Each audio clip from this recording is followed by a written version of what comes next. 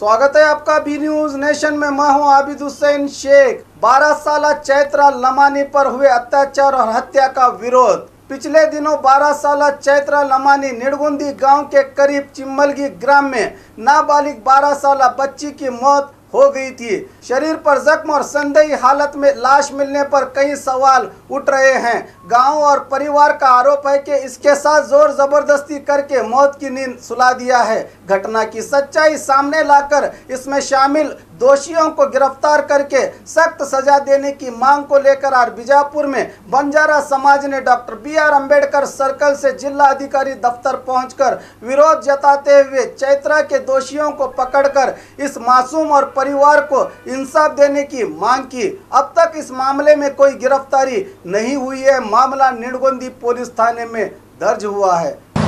उग्र शिक्षೆಯನ್ನು ನೀಡಬೇಕಂತ ಹೇಳಿ ಇವತ್ತು ವಿವಿಧ ಸಂಘಟನೆಗಳ ಮೂಲಕ ಇವತ್ತು ಸನ್ಮಾನ್ಯ ಜಿಲ್ಲಾಧಿಕಾರಿಗಳಿಗೆ ವಿನಂತಿಯನ್ನು ಮಾಡಿಕೊಂಡು ಅದರ ಜೊತೆಗೆ ಘೋಷಣೆ ಮಾಡಬೇಕು। ಅದರ ಜೊತೆಗೆ ರಾಜ್ಯದ ರಾಜ್ಯಪಾಲರು, ಮುಖ್ಯಮಂತ್ರಿಗಳು, ಉಪಮುಖ್ಯಮಂತ್ರಿಗಳು ಮತ್ತು ಗೃಹ ಸಚಿವರು, DGP ಅವರು, IGP ಅವರು ಮತ್ತು ಜಿಲ್ಲೆಯ ಜಿಲ್ಲಾಧಿಕಾರಿಗಳು ಮತ್ತು ಜಿಲ್ಲಾ ಪೊಲೀಸ್ ವರಿಷ್ಠ ಮನವಿಯನ್ನು ಎಲ್ಲ ಸಂಘಟನೆಗಳ ಮೂಲಕ ಬಂಜಾರ ಸಮಾಜದ ಮತ್ತು ವಿವಿಧ ಸಂಘಟನೆಗಳ ಮುಖಾಂತರ ಇವತ್ತು ಮನವಿಯನ್ನು ಸಲ್ಲಿಸ್ತಾ ಇದ್ದೇವೆ। ಈ ಕಾರ್ಯವನ್ನು ತಕ್ಷಣದಿಂದ ನಮ್ಮ ನೆಚ್ಚಿನ ಜಿಲ್ಲಾಧಿಕಾರಿಗಳು ಕ್ರಮ ಕೈಗೊಳ್ಳಬೇಕಂತ ಹೇಳಿ ಸಮಸ್ತ ಸಂಘಟನೆಗಳ ಮೂಲಕ ವಿನಂತಿಯನ್ನು ಮಾಡಿಕೊಳ್ತೇವೆ। ಸರ್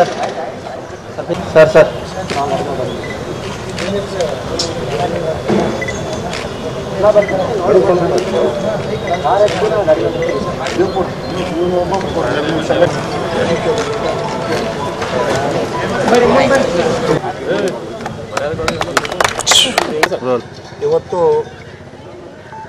ಬಿಜಾಪುರ ಜಿಲ್ಲೆಯ ಸಮಸ್ತ ಬಂಜಾರ ಸಮಾಜದ ವಿವಿಧ ಸಂಘಟನೆಗಳ ಮುಖಾಂತರ ಇವತ್ತು ಸನ್ಮಾನ್ಯ ಜಿಲ್ಲಾಧಿಕಾರಿಗಳಿಗೆ ಮನವಿಯನ್ನು ಸಲ್ಲಿಸಿದ್ದೇವೆ। ಏನಂತ ಹೇಳಿದರೆ ಇವತ್ತು ಬಸವನ ಬಾಗೇವಾಡಿ ತಾಲೂಕಿನ ಚಿಮ್ಮಲ್ಗಿ ಭಾಗ 2ರಲ್ಲಿ ಇವತ್ತೇನು ಚೈತ್ರಾ ಲಮಾಣಿ ಅನ್ನುವ ಒಬ್ಬ ಅಪ್ರಾಪ್ತೆ ಬಾಲಕಿಯನ್ನು ಕೊಲೆಗೈದು ಅತ್ಯಾಚಾರವೆಸಗಿ ಪರಾರಿಯಾಗಿರ್ತಕ್ಕಂಥ ಆರೋಪಿಗಳಿಗೆ ಕೂಡಲೇ ಬಂಧಿಸಬೇಕು, ಅವರಿಗೆ ಉಗ್ರ ಶಿಕ್ಷೆಯನ್ನು ನೀಡಬೇಕು ಅಂಥೇಳಿ ಮನವಿ ಸಲ್ಲಿಸಿದ್ದೀವಿ। ಅದರ ಜೊತೆಗೆ ಬಿಜಾಪುರ ಜಿಲ್ಲಾಡಳಿತ, ಅದರ ಜೊತೆಗೆ ರಾಜ್ಯ ಸರ್ಕಾರ, ಮುಖ್ಯಮಂತ್ರಿಗಳು, ಉಪಮುಖ್ಯಮಂತ್ರಿಗಳು ಮತ್ತು IGP DGP ಅವರಿಗೆ ಮತ್ತು ಜಿಲ್ಲಾಧಿಕಾರಿಗಳಿಗೆ ಮತ್ತು ಬಿಜಾಪುರ ಪೊಲೀಸ್ ವರಿಷ್ಠಾಧಿಕಾರಿಗಳಿಗೆ ಪ್ರತ್ಯೇಕವಾಗಿ ಮನವಿಯನ್ನು ಸಲ್ಲಿಸಿದ್ದೀವಿ।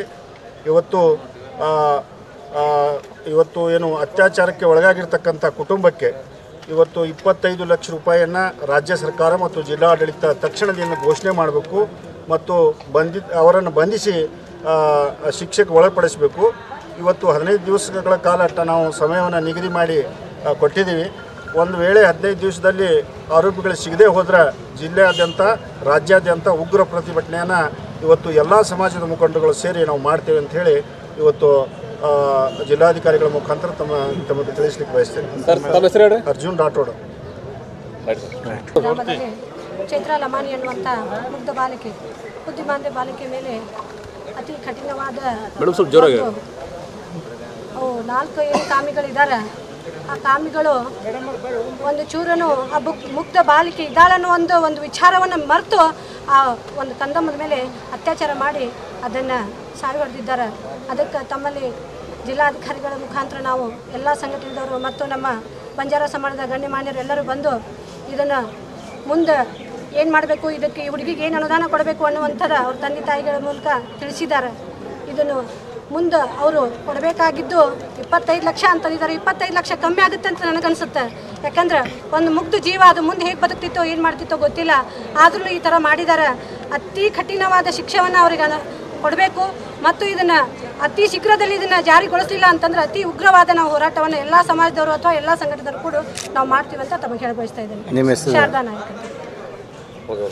और खबरों के लिए देखते रहिए B News Nation. B News Nation के लेटेस्ट न्यूज़ों को अपने मोबाइल में देखने के लिए यूट्यूब में बी न्यूज नेशन के चैनल के सब्सक्राइब आइकॉन को दबाएं और फिर बेल आइकॉन को दबाने पर आप लेटेस्ट न्यूज़ों को देख सकते हैं।